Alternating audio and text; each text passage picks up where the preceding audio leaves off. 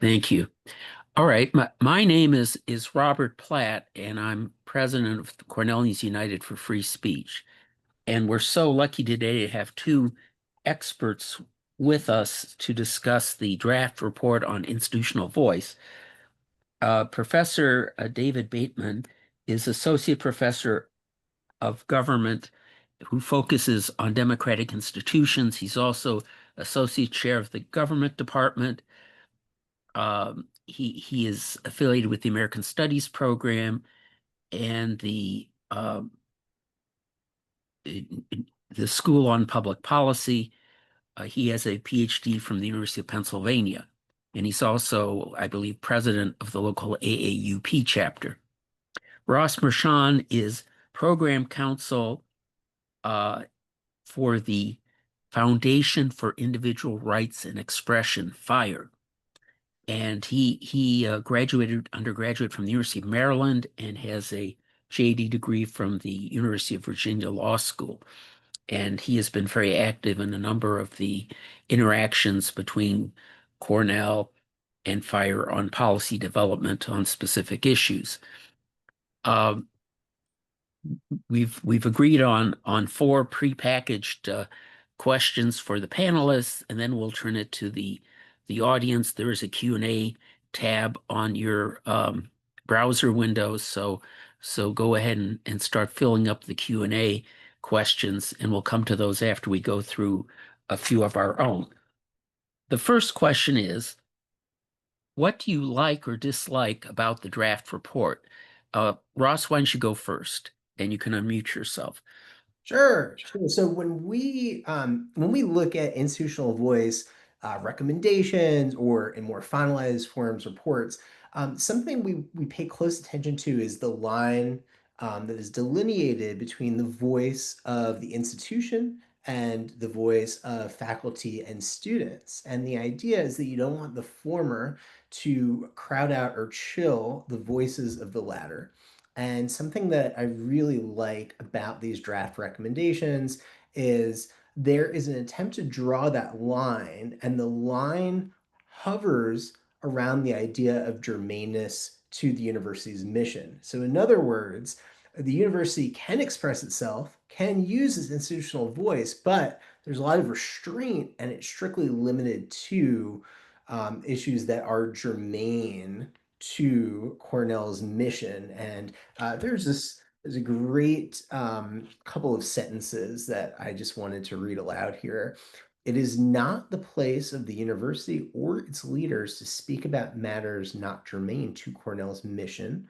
On matters beyond the scope of the university's mission, the individual voices of the university's constituencies, namely faculty, staff, students, alumni, and families, rise to the surface as they appropriately exercise their freedom to speak where they deem it necessary and appropriate. So, in other words, for the majority of campus community members in their private or personal context of their speech, they have a wide array of freedom to express themselves on the issues of the day, not to fear the university butting in and intruding and injecting its own opinion, which can chill that independent expression. Now, going to the other side of the equation, and overall, right, I do want to reiterate that we really like these draft recommendations. We really like this draft language. There are some areas that could stand improvement. Some areas we feel that if interpreted in a certain way, could open the door to the university using its speech in more careless fashion to drown out other voices. So one example that that caught my attention, and this is on, if we're following along, this is on page 4 of the draft recommendations. In determining the use of its institutional voice, the university's decision should satisfy one or more of the following criteria. Now, the A prong focuses on core mission, values, or functions. Now, again, a completely acceptable line to draw is germaneness to the university's mission. That's in the Calvin report. The problem is when you also implicate values, and Cornell lists values such as affinity with planet Earth and Mother Nature, then you're opening the door to, for example, the possibility of Cornell issuing a statement on global warming, for example. So that's just one possible thing to keep note of. And in the B prong, there is language that talks about our nation's democratic system, the rule of law, and it makes you wonder, okay, so if a president interferes some way with the mail-in ballot system or makes a statement to that effect, would Cornell then perceive this to be a threat to the democratic system and use its institutional voice to that effect? Now, I do think in these draft recommendations, the good trumps the bad because there are guardrails related to germaneness to the university's mission. But that language that I pointed out, I mean, those are areas that could probably use greater specificity or fine tuning to make sure they are not abused. So, to sum up my remarks, I do think that the good here is more than the bad, but we're going to need to pay close attention to those potentially problematic provisions. And it would be great to see revisions to be more careful along those lines. Thank you. Um, Professor Bateman, do you have your comments on whether you like it or not? Yeah, I think I agree with the overall thrust of Ross's comments. That I think that there's more good than there is bad. I think we might disagree a little bit on uh, where the bad is relative to the good and sort of the possibilities and responsibilities that that generates for the university going forward. So my basic takeaway is that it's not as bad as I was worried about in most areas. It's not great in a few, but it's fine. And there's one area where I think it's really, really bad. And I think actually, I don't think it's bad in intent. I think it's just bad in sort of thinking through how to design something that will actually produce the results you want. So I'll get to that. I agree with Ross about the chilling effect. So this is my approach here is that I'm not so much worried about crowding out. I think that we are in a space in which there's relatively large amount of bandwidth for diverse voices. I do worry, however, that institutions can lead to a chilling of discussion by explicitly taking certain positions that very often target people on campus for taking opposite positions. And that's the chilling effect. So I worry a lot about that.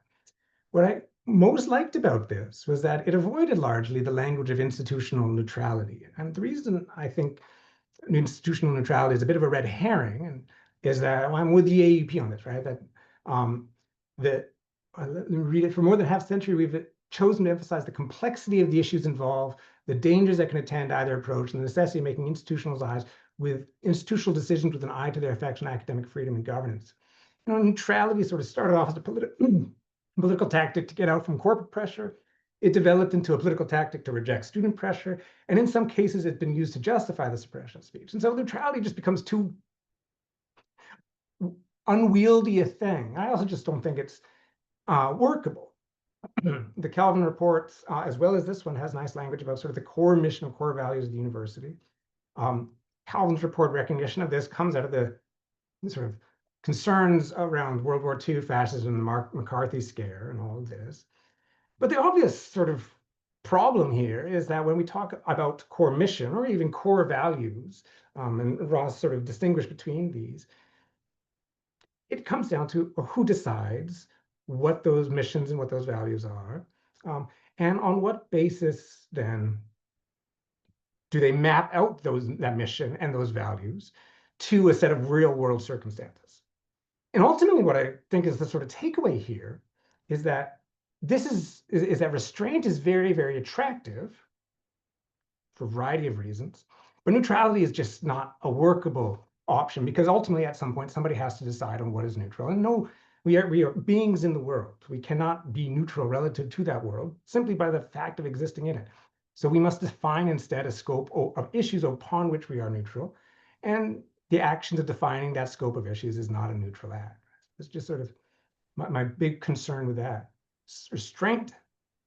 I'm just going to grab some water here. all of a sudden I start speaking and I can't speak.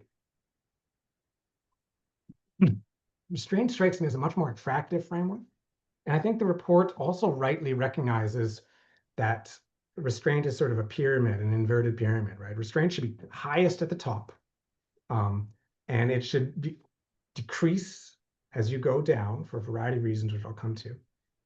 And by the time I think we get to student organizations, which have a footnote in there, which I don't think is appropriate, by the time we get to student organizations or to centers, I'd prefer a total absence of restraint. I would like to generate content, more contentful, like more expression at that level, I think is good. Deliberation, deliberateness, yes, but not restraint at that level. So I think it understands the right balance, gets the order right.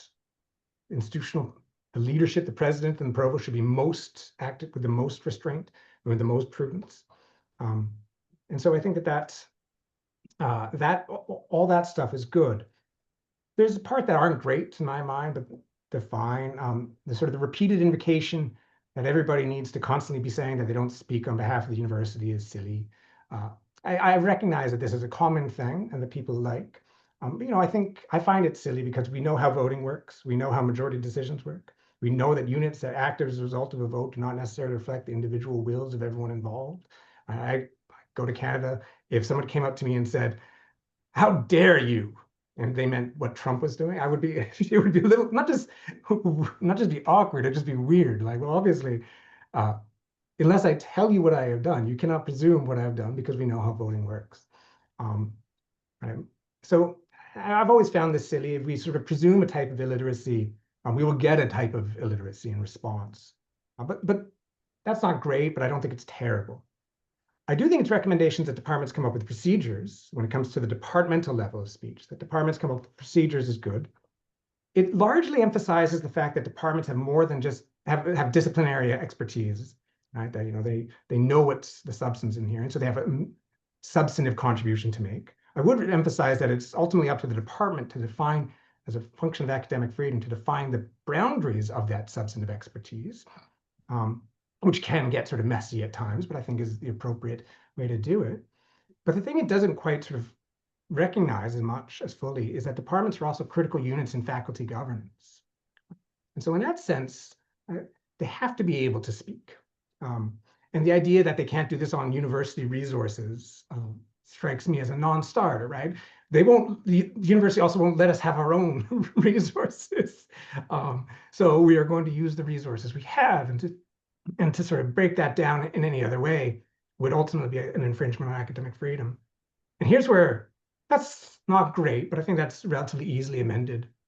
What I don't like and what I think is outright harmful is the idea that there should be a publication of the vote breakdown.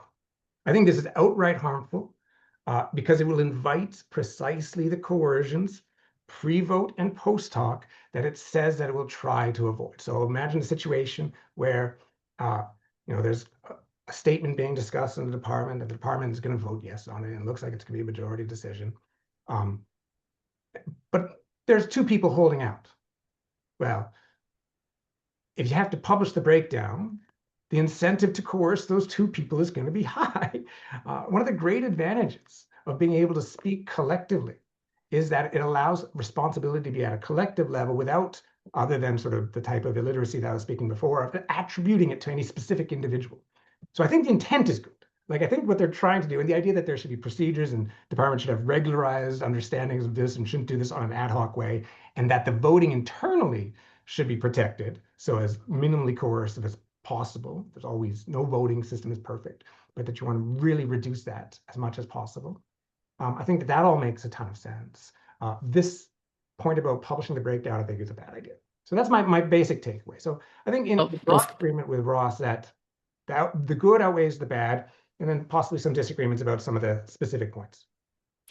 Thank you. And all that last point, although I think the government departments has special expertise in counting votes, I'd say most academic departments don't. And whoever counts the votes inherently has the thumb on their scale. So that's another problem with counting and publishing votes. But, we'll leave it as. In terms of my impression of it, I think it wasn't really well written and was sort of poorly conceived and executed. I think it's very important that something be done in this area, and people have been pressuring Cornell for like 2 or 3 years.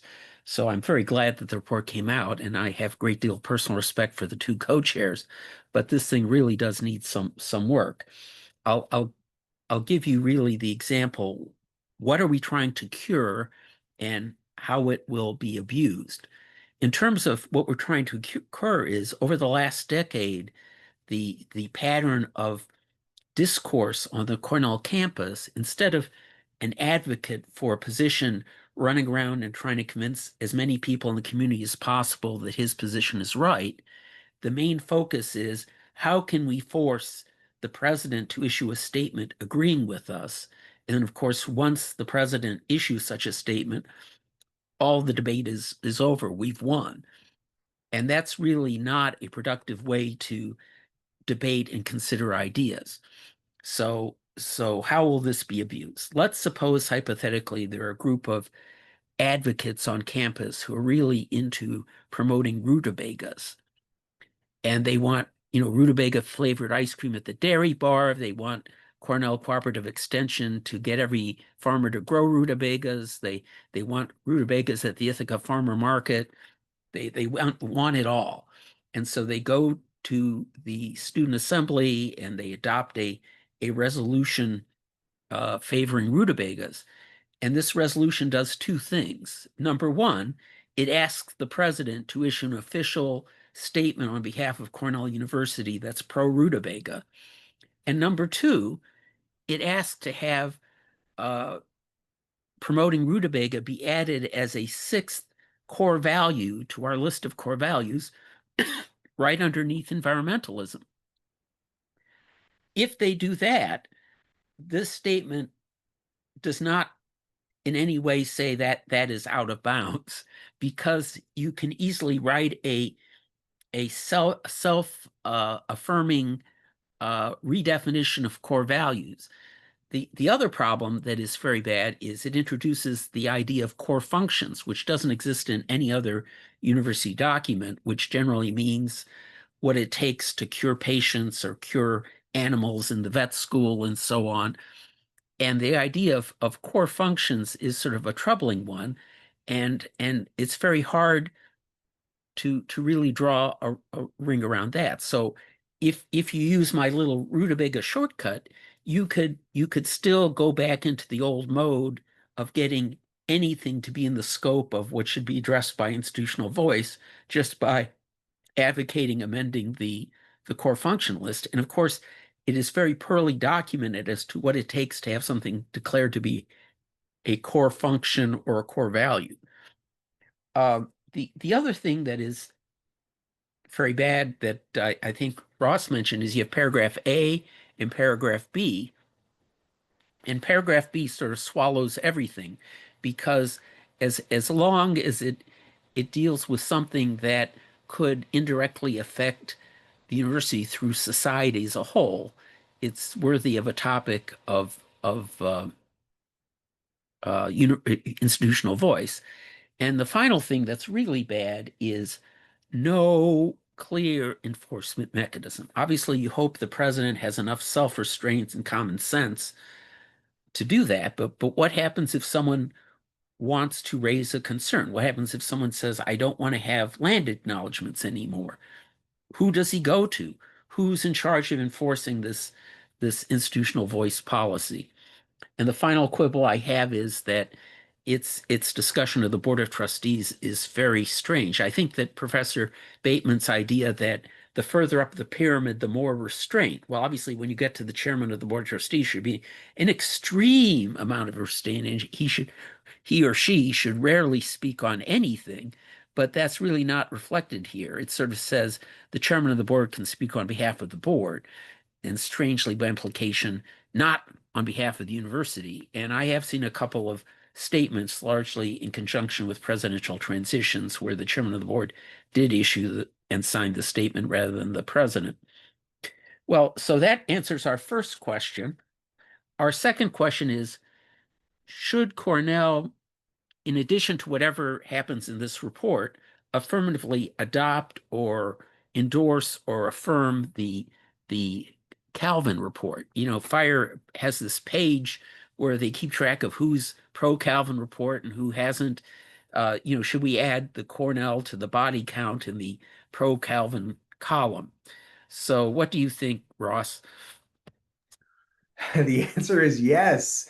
So Fire endorses the Calvin report. Look, it's not the only game in town. There are other ways to phrase institutional restraint or institutional neutrality. That's not exactly the wording of the Calvin report, but Fire does believe that Calvin is the best articulation of institutional neutrality and that it concisely expresses the core principles of the concepts and explains why they matter and provides a neat delineation. But leading directly back to what you just said, Bob, before your latest question, um, you could you could adopt Calvin, you could talk a great game about saying, okay, it needs to be germane to the mission in order for the university to use its voice. But if then you have citations related to what are the mission and what are the values of the university, and it's everything under the sun. If the mission has a very broad appeal to DEI, for example, or to democratic principles,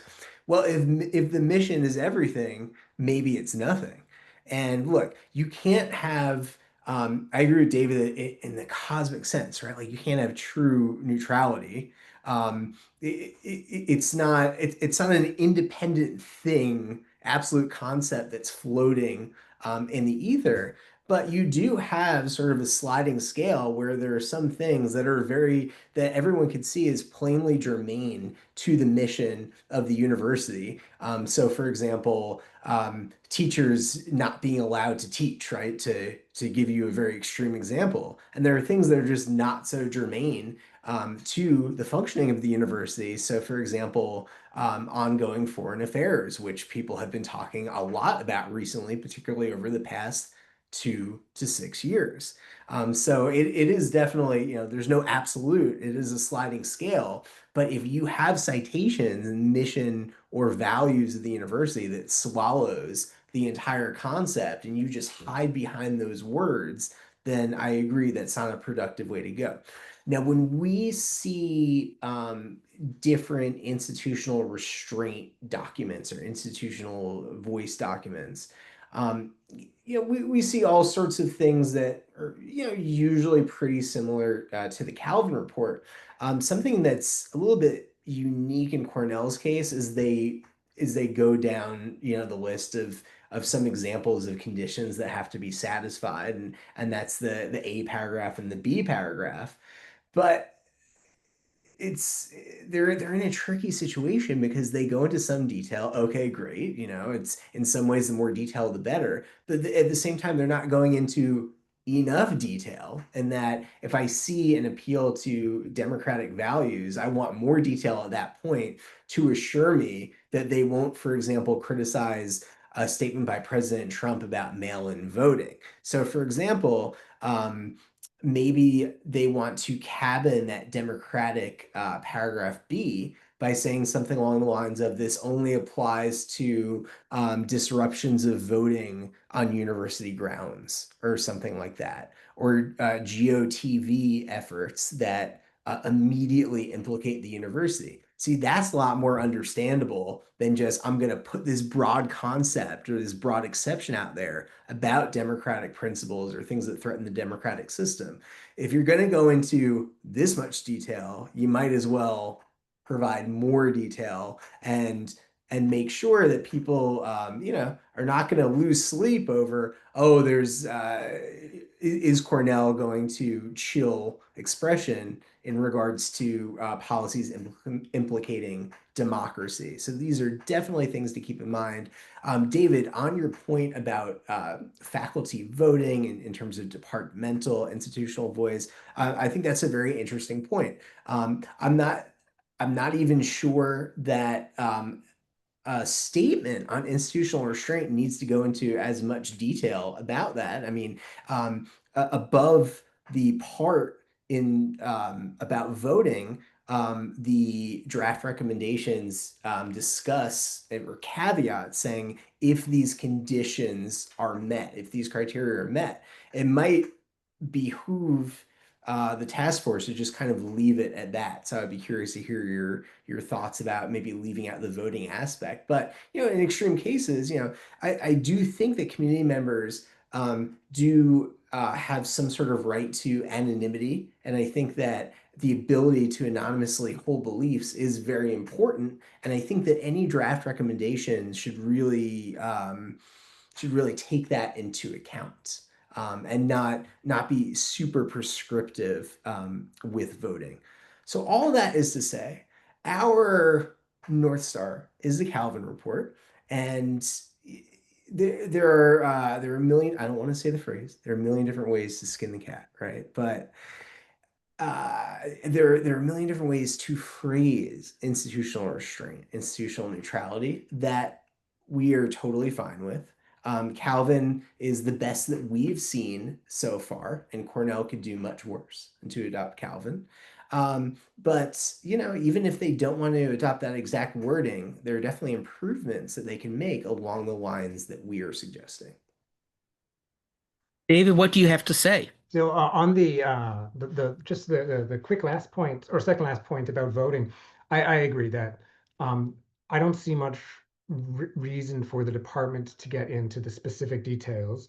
I think the principles are relatively easily stated, right? That people should be sort of relatively free from coercion, and figuring out the sort of the voting mechanism by which that's done, right? Like we know how to do this, right? Like you hold anonymous votes in the meeting and you don't publicize the vote share afterwards.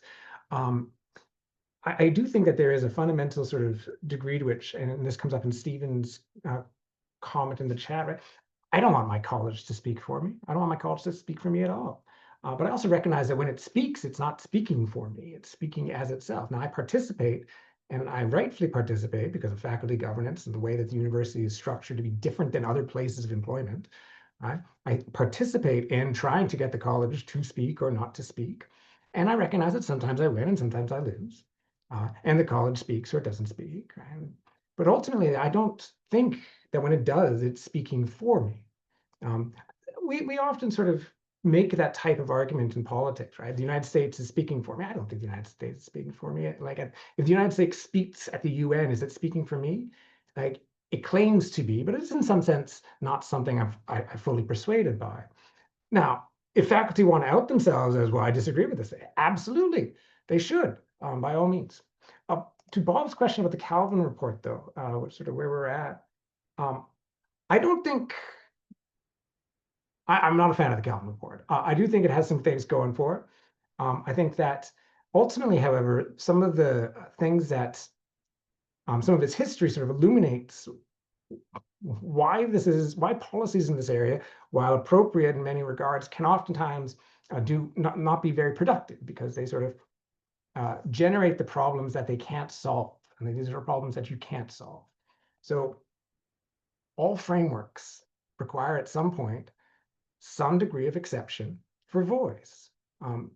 Calvin does this as well. And the history of Calvin was very much related to sort of an understanding that there were sort of anti-democratic currents in the country that had very recently had sort of a salience that salience until recently in the United States wasn't as common. But we're coming out of a period of defeating fascism, and then immediately the Red Scare happens. And so people are attentive to the fact that universities can be targeted, and universities shouldn't be simply silent within that context.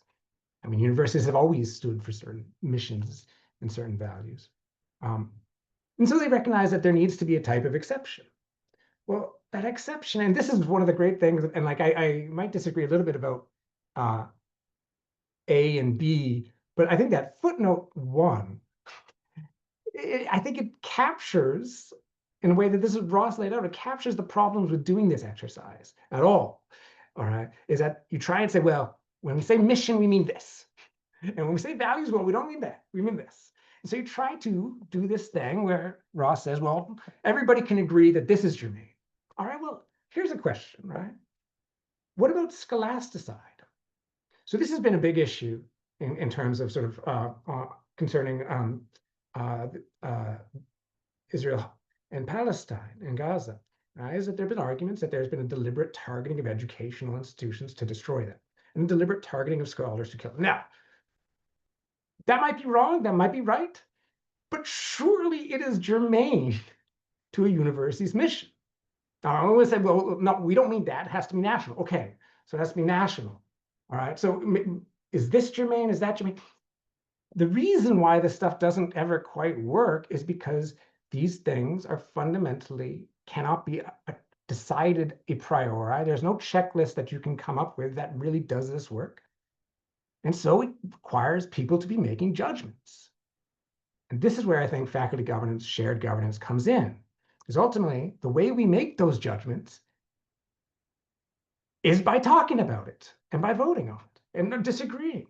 We should do that reasonably civilly. That's always the best, but we should do it courageously and engagedly.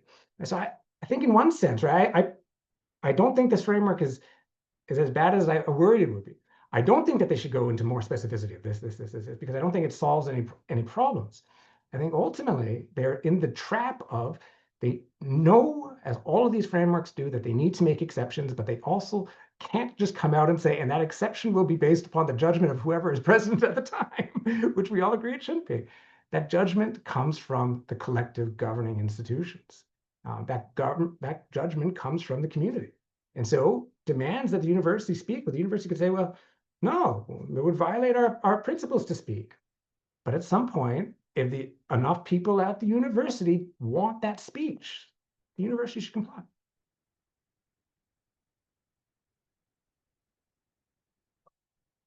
Now that's my thought. So yeah, Yeah. I'm against Calvin, no.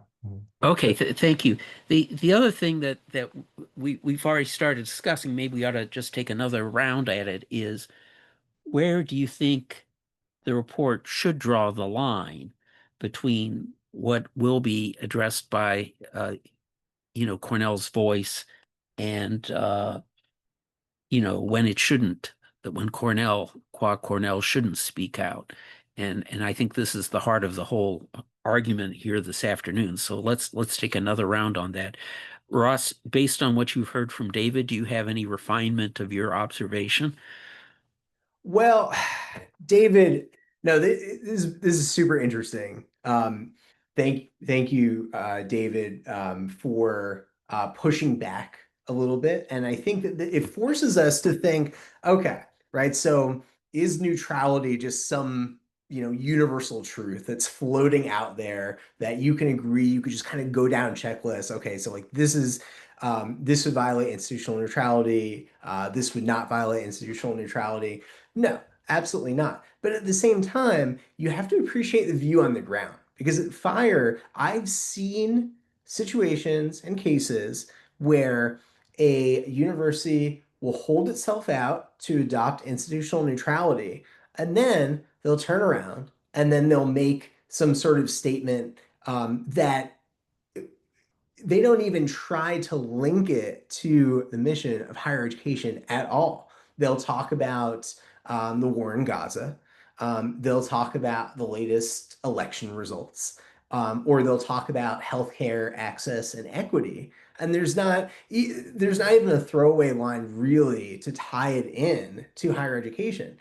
But when that happens, what we can do, and we have our nifty Calvin or institutional neutrality adoption page, that gives us an in to reach out to the university. And sometimes it'll be through private contact, or sometimes it'll be a public letter to say, what gives? You promise that you abide by institutional neutrality. What is with this statement? And look, the university has a lot of moving parts, right? This might happen and often does at the departmental level, and they don't realize what this department is doing, or they don't know what this high level actor is doing. And we'll say, well, you promised this a few years ago. What gives? And we'll give them a chance to defend themselves and say, okay, well, how does this fit into a higher education mission? And more often than not, they'll just sincerely apologize and say this was an oversight.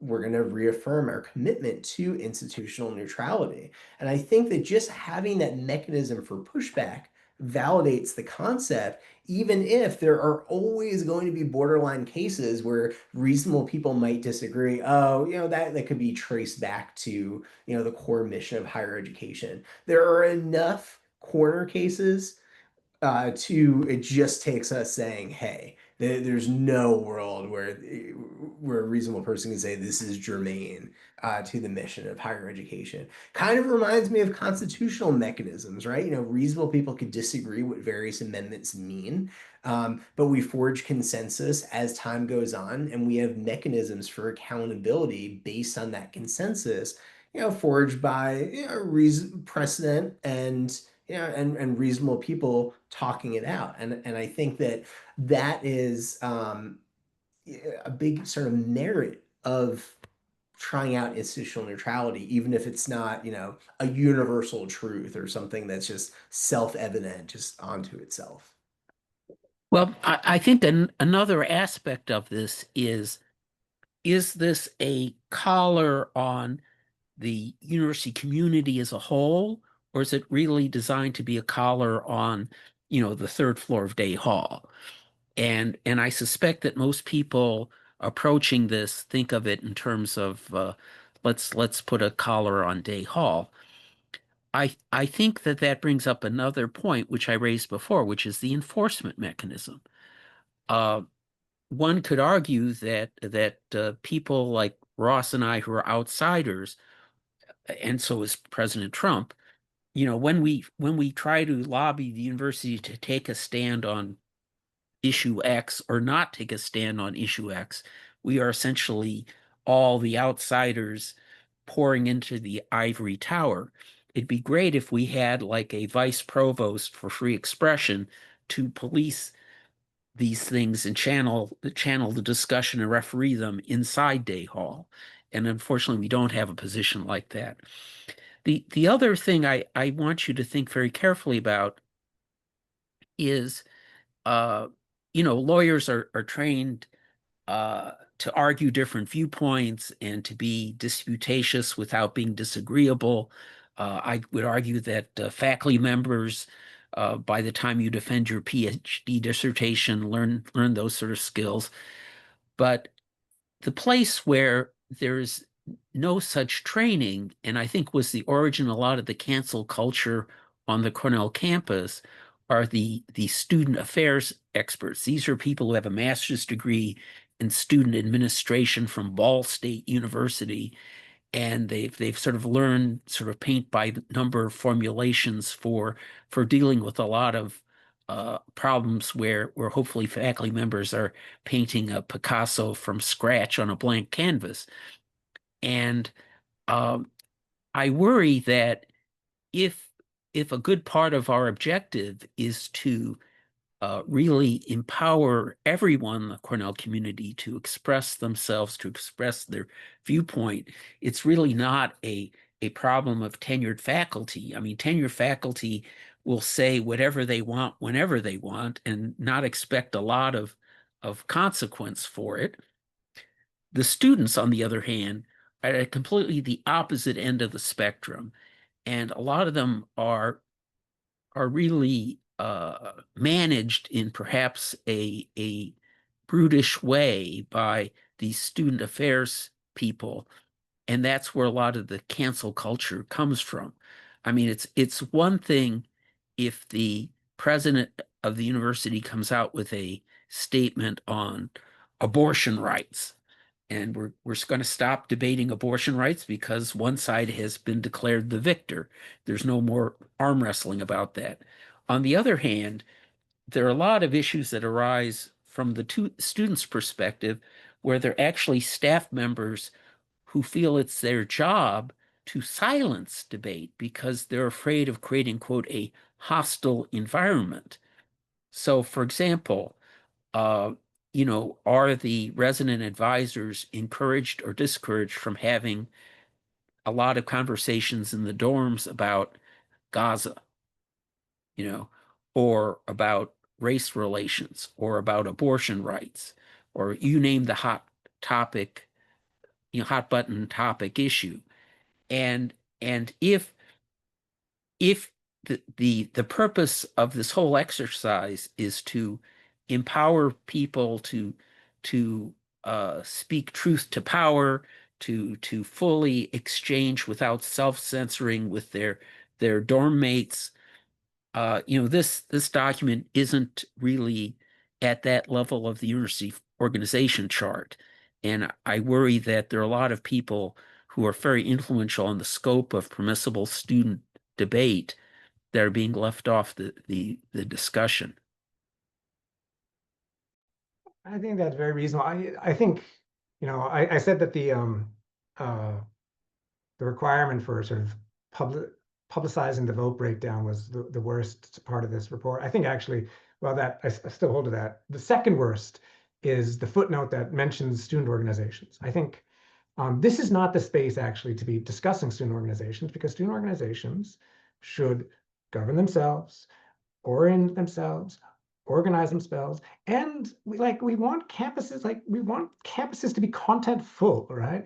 And students, I think, should have the most protections for speech. I think, faculty, so obviously faculty should have the most protections for speech, but students are that was a joke. But students are the ones who we really should be encouraging to speak as much as possible. And so I didn't like that. I think it's just irrelevant to the report and should be moved off. I agree with Ross that that there's going to be space in which reasonable people totally agree. Like I do not think that a university president should be like, congratulations, Herr Trump. We are very happy that you were elected. Come, we welcome you with open arms. Like it's just like I think that reasonable people would agree that that's just not a good use of university resources. I think that there's also a space in which reasonable people disagree, and that's the space for where restraint comes in. And you ask yourself, all right, what is the state of our campus on this? One of the dangers, of course, is that the conversations, in this case, Day Hall, as to what is reasonable, and the conversations in the rest of the university might look very, very different. When the war in Gaza first began, President Pollock at the time just couldn't stop making statements. And each time she made a statement, she would say, "This is my last statement." But then it would be followed by another. And it was clear, and each one sort of ended up being, in some ways, offending somebody new. And it was clear that the scope of what people thought was reasonable within those conversations was different. So that, I think, is where restraint matters. The problem is that you can't decide in advance what those issues are going to be upon which there is reasonable disagreement or reasonable agreement.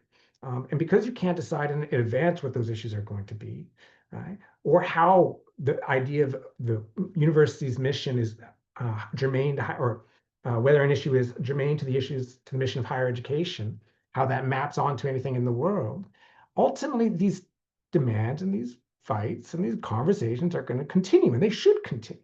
It's great that they continue. We want them to continue. I think an overarching principle at the university at the top should be hesitant to take a stand until there is pretty clear, strong support within the community, not like enough angry donors, um, not enough angry parents, not like students held a rally, but actually democratic representative institutions that allow for the aggregation of voices to move their way up. I think that they're going to make a statement, even if they've committed to saying that they wouldn't. And if pushed on it, they'll say, "Well, it's germane to our mission." Well, how do we know that? Well, the community decided that that's what our mission is, and that's ultimately where this lies. When Ross says that the point of these things, one of the advantages of these policies is that they provide a point of entry, I think that that's very useful. And I most of the academic freedom protections, most faculty protections, these are not legal protections strictly, these are policy protections. And so I agree that sort of anchoring things in policies matter. So if I sounded dismissive of that earlier, I didn't mean to. I do like very much this provides the occasion for a public letter. I am much more hesitant about that. Well, this provides the occasion for a private contact. And in that example, you sort of shifted from, well, the university didn't even know this was happening because it was a department making it. And that sort of shifts the is it inappropriate for the department to be making it? Well, I think that's ultimately for departments to decide. Now, departments should act with restraint, but with a lesser restraint than Day Hall. And I think student organizations should act with basically no restraint at all, other than the types of decent virtues and civility that we encourage. Why don't we take on one last question, then we'll open it up to the audience. What would you change in the draft report? You've already mentioned a number of things. Ross, why don't you go first? Yeah, not too much new here. I mean, I would go into more detail if they want to maintain, for example, paragraph A and paragraph B, then they should definitely go into more detail about what would constitute those criteria. So, for example, in the brief explanation, the democratic system maybe delineate so it would be acceptable for the university to speak out if a presidential administration directly prevents a voting location on Cornell's campus or something like that, or GOTV efforts. But it would be unacceptable to comment more generally about things like mail-in ballots or the incidence of election fraud or something along those lines. If you're going to keep in the subparagraph B in that example, you need to go and provide more illustrative examples rather than keep people wondering about this sort of borderline condition that you have in your draft recommendations.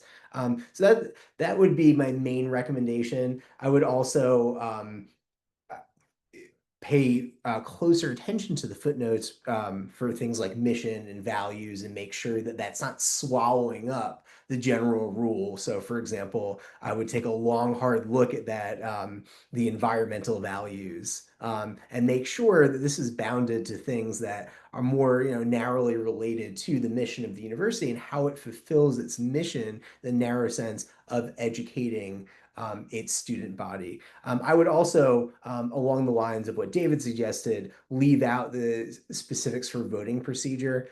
Now, when it comes to the footnote, and I think David was referring to this footnote about student groups, and this was early on in the draft recommendations. David, was that footnote 2? I think it was footnote 2. Yes, Yes, it it was was. footnote 2. They might as well just leave that footnote out entirely. Now, this is the language of footnote 2 is aspirational. I don't think it does too much damage. But if it's going to be aspirational like that, I mean, I would just, at that point, I would probably just leave it out. I think that probably makes the most sense.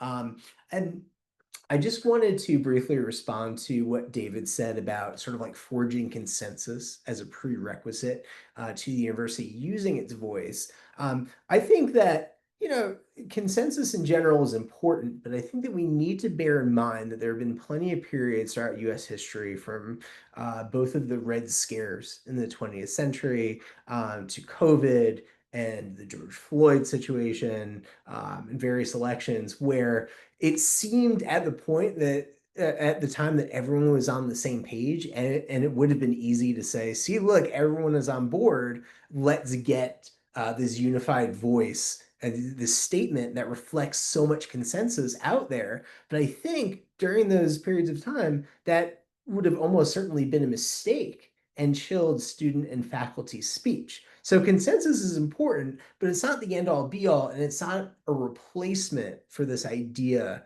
of institutional neutrality. But yeah, so my recommendations are basically just kind of like firm up the language and make clear the delineation between this is where it's the university's role to speak versus this is where it's faculty and students' role to speak. And the latter should definitely be larger in scope than the former. Now, by way of comparison, we've been seeing a lot of policies come out, especially after the Charlie Kirk assassination, that basically tell faculty, look, if you say anything on social media, even if you're not purporting to speak for the university, because it could be traced to your affiliation, this in itself is problematic. And if we get enough complaints, we're coming after you. That's completely unacceptable. And I think it's important for institutional restraint statements like these to be a foil to those policies. And I think just by virtue of this serving as a foil to that, I think that does a lot of good. David, do you have some thoughts on how you change it? So I just want to say I agree with Ross entirely about sort of um, not for the Calvin, but for as a foil to like there are a lot of bad policies coming down and a lot of like just bad things happening that are probably violations of internal policies, right? The Tom Alter firing, for example, right? This is a context in which a man is giving a speech at a political event in which he at no point sort of describes himself as like he doesn't even describe himself as a university faculty at Texas State. It comes up in questions around it, and in no way advocates or like or no incites violence, right? Just a clear violation.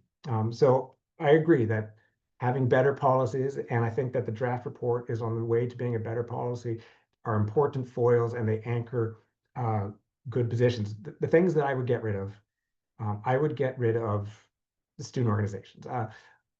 I think Ross is probably right that it's more aspirational, doesn't do so much damage, doesn't do as much damage as I think it could. I just think it's not needed here, and I think it sends the wrong. This is about whether the institution speaks, and I think we want to, and we all do, and we all should remind ourselves that students are part of that institution, right? But that they have the institution exists to serve them rather than the other way around, right? So I think that getting rid of that would be good. I think getting rid of the requirement for the publication of voting would be good.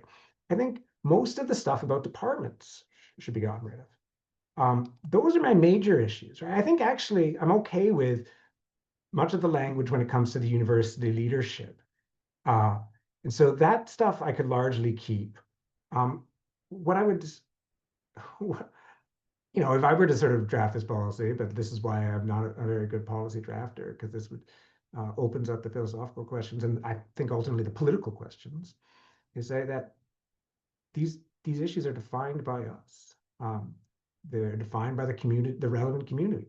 The mission of the university is defined by the relevant community there. Now, Ross's point about, well, I didn't say consensus, but like even if the consensus, right, it can be bad and can lead to repression that way. I don't think that there's any way out of it. I don't think policy saying we won't speak leads us out of it. I don't think that's the solution. I do think that the idea of restraint, that you should err on the side of making sure that people have space to speak at the level of the top is absolutely essential.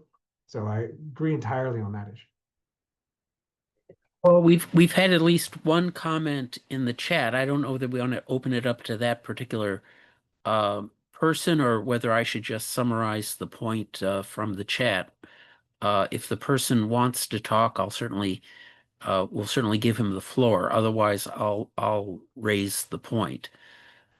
This particular person is a faculty member who really does not like the idea of uh, departments or smaller colleges, adopting statements and positions on issues because they feel that it inherently destroys the room for individual faculty members to speak.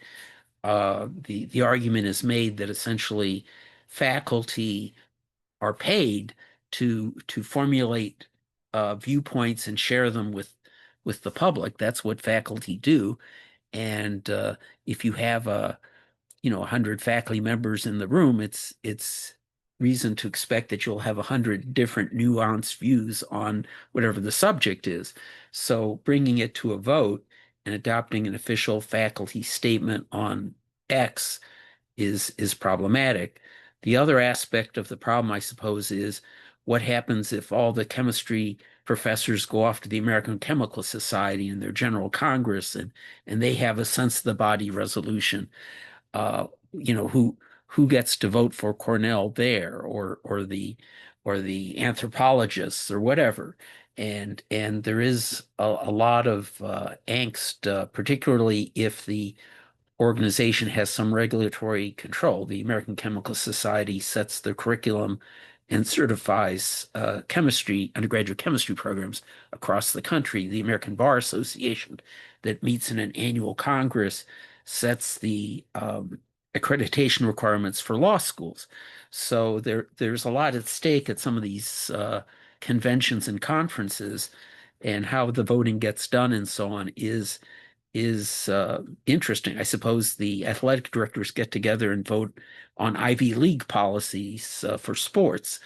So there's a lot of institutional voice other than just merely issuing a statement and putting out a press release. Anyone have some ideas on those issues? I mean, I think that that sums it up pretty well. And I think the comment, I don't want departments and schools to speak for me. I mean, I think that's a valid concern, and I've been seeing particularly at the school or departmental level a lot of that going on. A lot of schools and departments purporting to speak with a collective voice. And I get the frustrations of faculty, and they feel, I don't even know if I want to say crowded out, but they feel like their own expression is chilled. So I think discouraging that is probably a good idea. I guess I take a bit of the opposite, except for when it comes to chilling. I think there are ways to sort of frame these, ways to say these that are more chilling than not.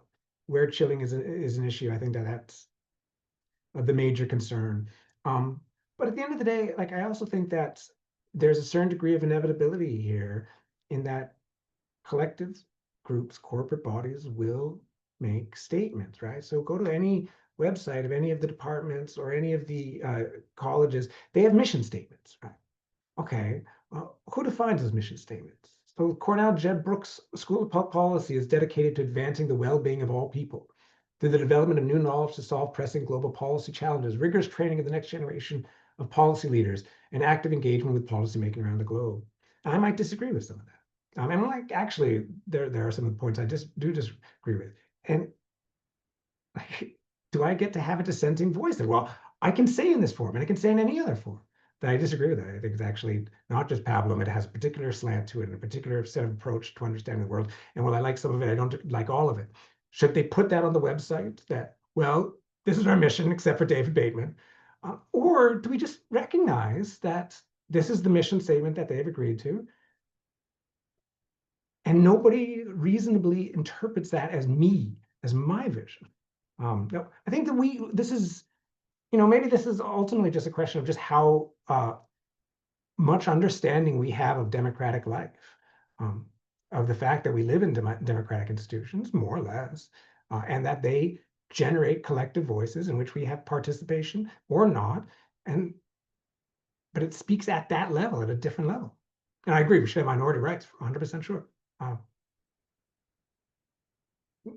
Especially the right to vote. So be involved in faculty governance is my last takeaway. Should we wrap up? Yes, yes. Does anyone have some parting advice? We will post this video so other people can benefit from this conversation. And I should also note that they're taking comments by email or carrier pigeon through November 13th. So I expect that this report will be discussed at the upcoming October Trustee Council weekend, and also a more final version will come out by the end of the semester. Any other final thoughts, David or Ross? Just in relation to what you just said, Fire plans on submitting comments, and we look forward to continued engagement on this issue, and more generally on Cornell's expression policies. David? Likewise, that the AAP is going to continue to involve in this, express comments, and we encourage everyone, like, at the university, or with sort of an interest in the university, to participate in the process and share their comments as well. Okay. Well, thank you for your generous allotment of time for this project, and we would urge all of our audience to stay tuned. Thank you all for joining us today. Goodbye. Take care, all.